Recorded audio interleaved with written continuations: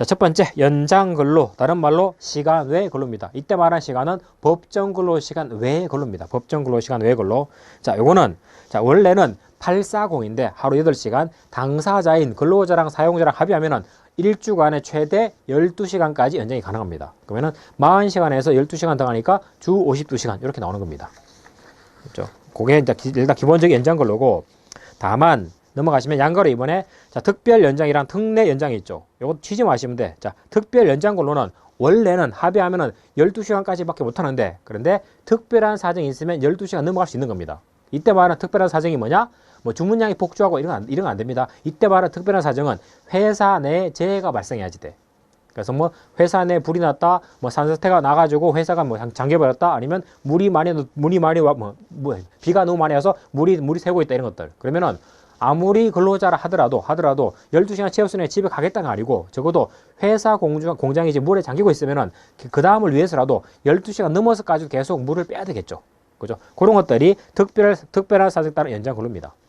그렇죠? 그게 53조, 거기 사항과 5항 있죠. 자, 보시면 뭐 사용자는 특별한 사정이 있으면 아까 봤듯이 비가 너무 많이 왔다, 또는 뭐 자연재해가 발생했다, 이게 있으면은 장관의 인가받고 근로자 동의받아서 그 앞에 나오는 1항, 2항 12시간의 시간을 더 연장할 수 있다. 근데 이것도 가만히 생각하면은 회사 불이 나와서 막 타고 있는데 12시간 딱 됐습니다. 더 하기 위해서 야, 장관 인가 받아야 돼, 서류 만들고 팩스 보내고 인가 날라오고 다 타버리겠지. 그래서 2항이 있어요. 5항이 있습니다. 일단 장관 인가 받기 전에 12시간 넘어가는 겁니다. 불 다 꺼. 그래서 나중에 장관한테 사후인가 청구하면 되는 겁니다. 그게 5항입니다. 그렇죠? 다만, 그 단서 있죠? 다만, 그 단서 사퇴 고문이고, 다만 장관은 나중에 보니까 이게 도저히 특별한 사정이 아니야. 즉, 자연재해 같은 게 아니고 업무량이 많아서 그냥 12시 넘어간 겁니다. 어떻게 한다? 그거 나오죠? 연장 근로한 만큼 휴게 시간에 휴일을 대신 명령합니다. 이게 대휴 명령이야. 됐죠? 그런 것들이 있더라. 다음에 최근에 이제 이슈 많이 된 게 그 두 번째 나오는 거 59조. 자, 특례사업 또는 업종별 연장근로. 요게 시험에 나올 겁니다. 자, 이건 뭐냐 하면은 업무 자체가 공중의 편익과 관계된 업무입니다. 보통 뭐 역의 운수라든가 운수입니다. 운수, 병원 같은 보건업들. 그죠? 이것들은 원래는 이게 23종이에요. 23종. 자, 공중의 편익과 관계된 이 23가지 종류 업무는 이거는 우리 앞에 봤던 근로시간 제도, 그다음에 휴식, 뭐 휴게, 이런 규정들은 공중의 편의를 위해서 근로자들이 좀 양보해라 라고 해서 이런 것들을 적용 자체를 배제해 버렸습니다. 그래서 가장 문제가 된 게 뭐냐 이거죠. 여객 자동차 운수 사업. 이게 뭐냐? 한번 들어가면 버스입니다. 버스.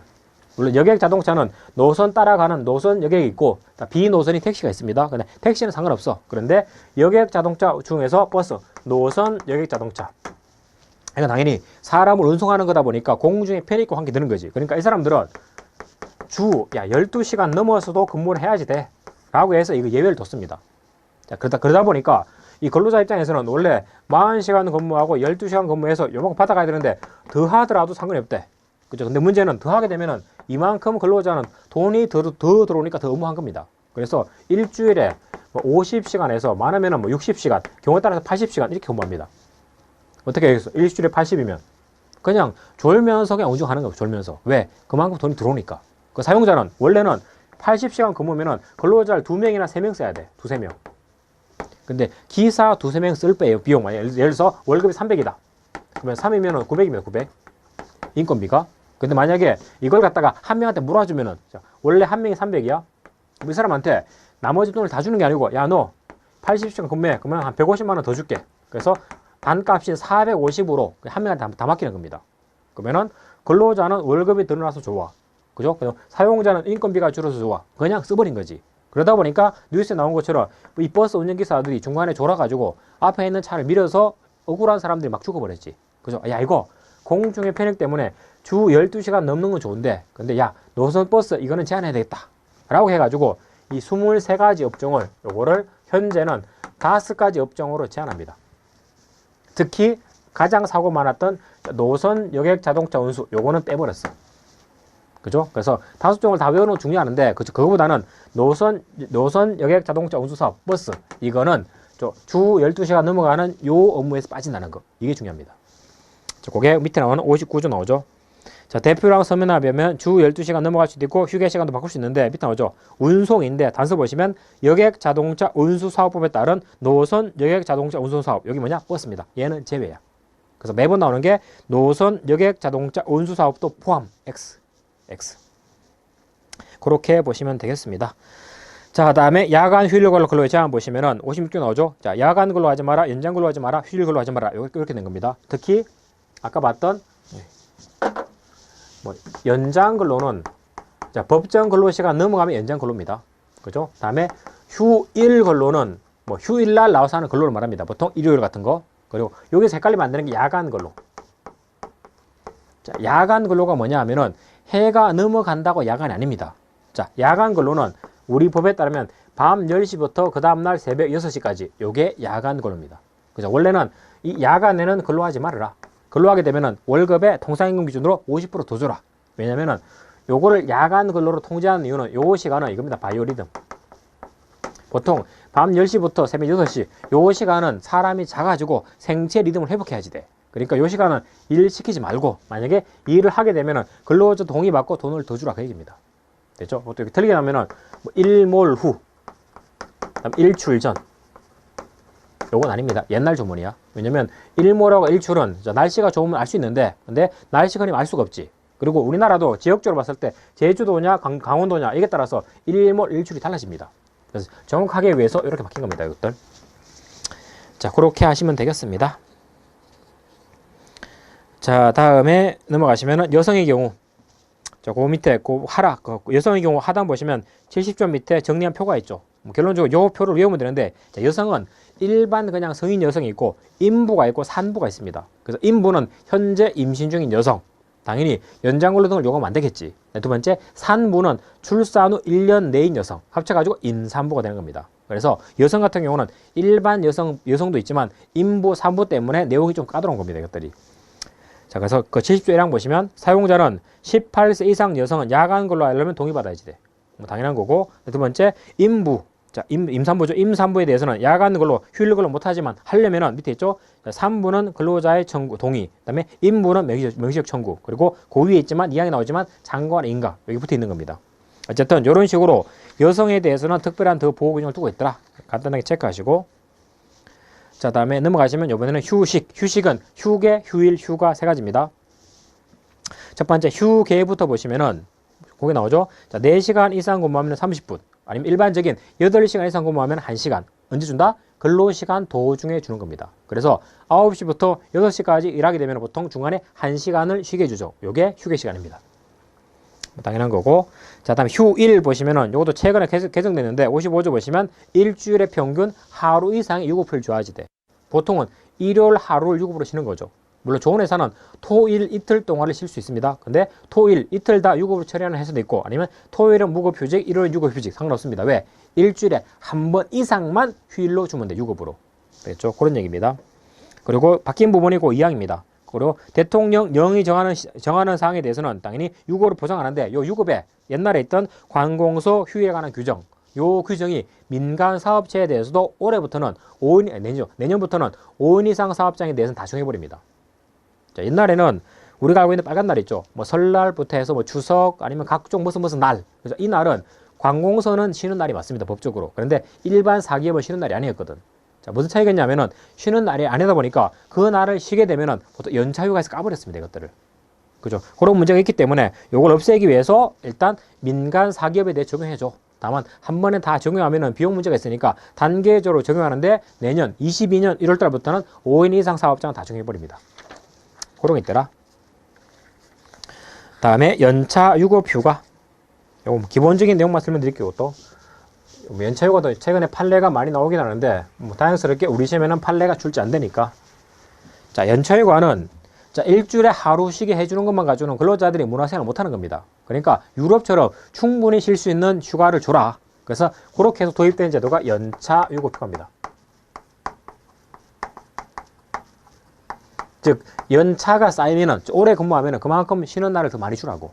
그래서 어떻게 되느냐 하면은 자, 일단 우리 법은 60조 있는데 이렇게 됐습니다. 자, 1항부터 가면은 이렇게 합시다. 이해하기 편하게. 자, 이 사람이 입사를 했습니다. 입사.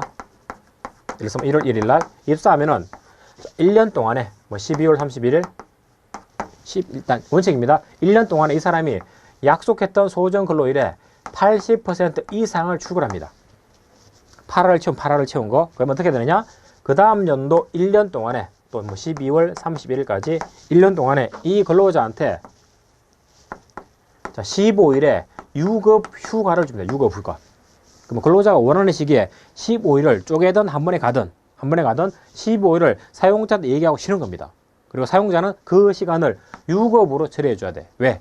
이 15일은 그냥 은혜적으로 주는 게 아니고 전년도 이 근로 때문에 주는 대가입니다. 됐죠? 요게 기본적인 연차 유급 휴가입니다. 즉 1년 동안 80% 출근했어? 그러면은 그 다음 연도 1년 동안에 15일은 유급으로 쉴 수 있게 해줘.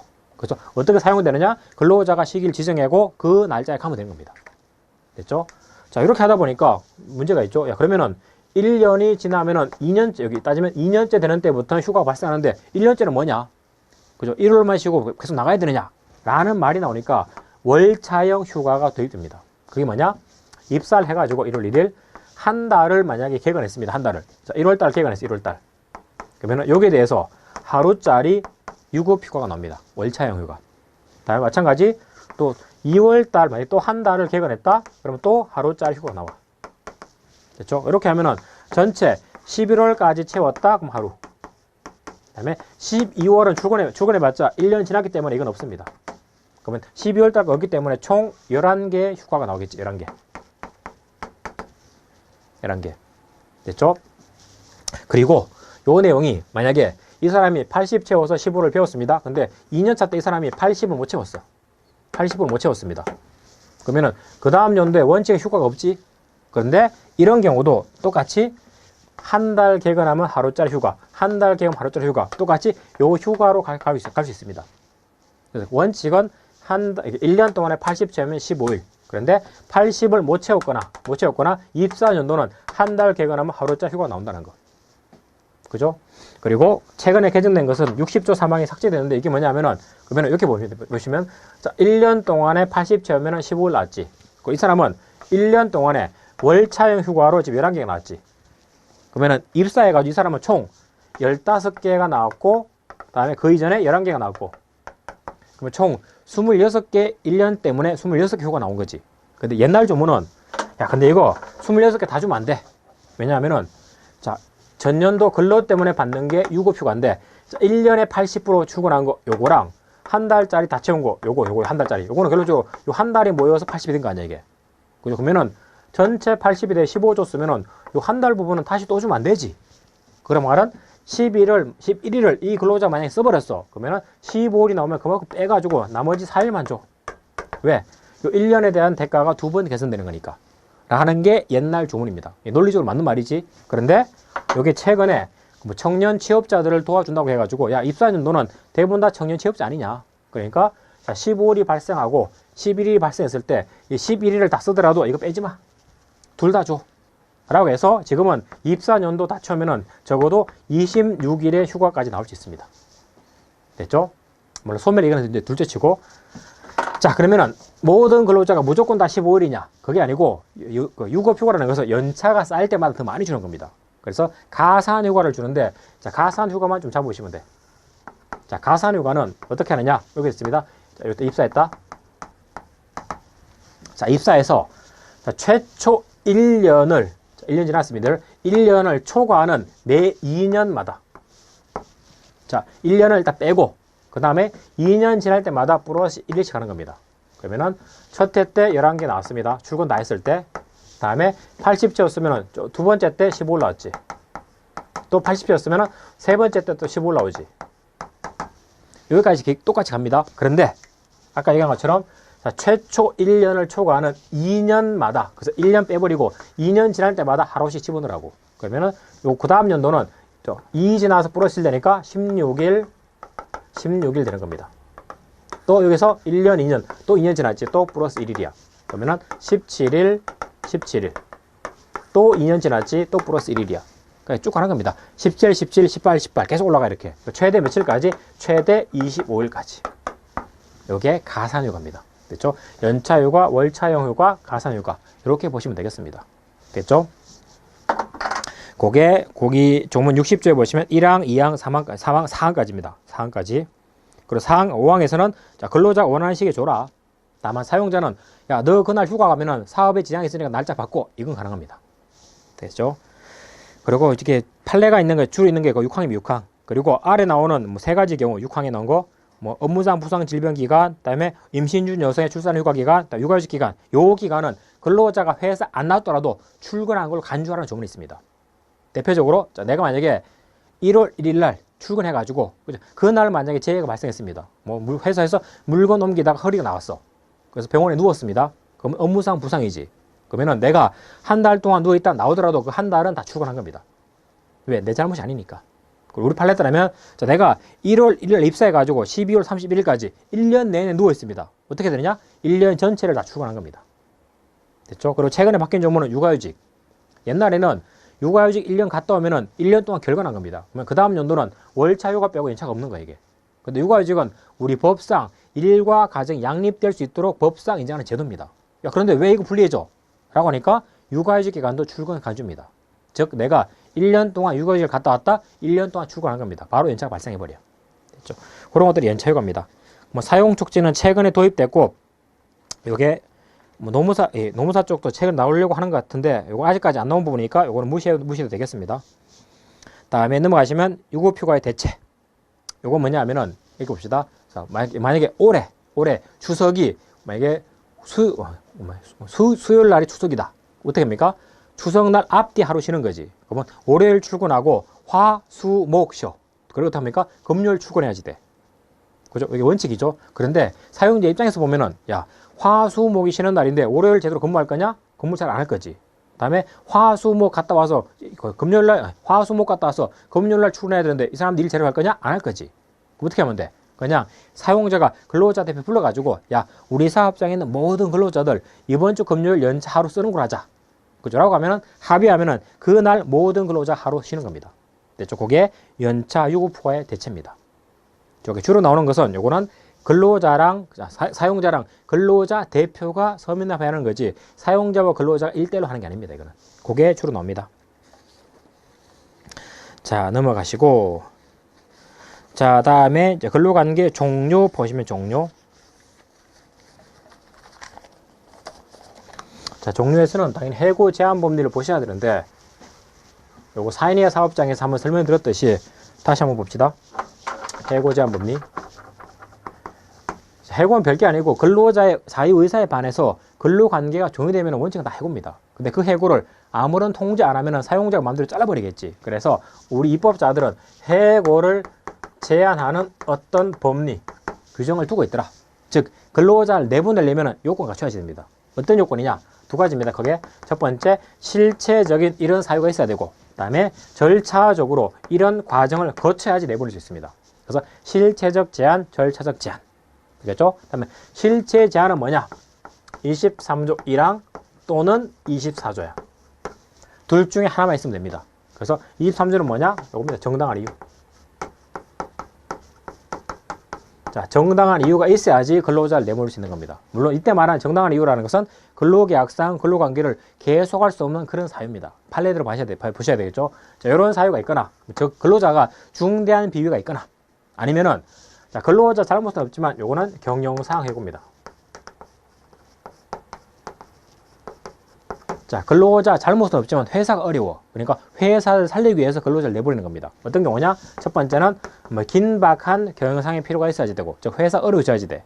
두 번째는 해고 대상을 정할 때는 일단 기준을 정할 때는 공정하고 객관적 기준에 따라서 정리해고 대상을 선정해야지 되고, 다음에 해고를 피하기 위한 방법이 있으면 피하기 위한 노력은 다 해야지 되고, 그래서 물건 팔고 뭐 신규 채용 중단하고 임원들 성과급 줄이고 다 해보고 그래도 안 되면은 자, 피하기 위한 노력 이거 다 해보고 그래도 안 되면 자르는 겁니다. 그리고 이런 기준이라든가 자, 나 기준 공정하다, 피하기 위한 노력 다 했다, 이런 부분에 대해서는 여기 보시면 자, 근로자 대표한테 50일 전까지 통지하고 협의해야지 돼. 그러면 정리하면은 자, 회사가 어려운 사정이 있으면은 그죠? 공정하고 객관적 기준을 정해서 남녀 차별 안 되는 겁니다. 보통 성과가 나쁜 사람 먼저 내보내겠지. 그다음에 해고를 피하기 위한 노력도 다 하고 물건 팔고 다 줄이는 겁니다. 자, 요런 부분에 대해서 다 한 다음에 요걸 대표랑 근로자 대표한테 알려주고 나서 사용자 협의해. 자, 내가 공정한 기준도 정했어. 회사 어려운 상황에서. 그리고 해고를 피하게 노력도 했어. 그러니까 이제 남은 거는 근로자를 자르는 것밖에 없으니까 근로자 자르자. 라고 해서 잘라버리면은 정당한 해고를 봐줍니다. 이게 소위 말하는 정리해고가 정리해고.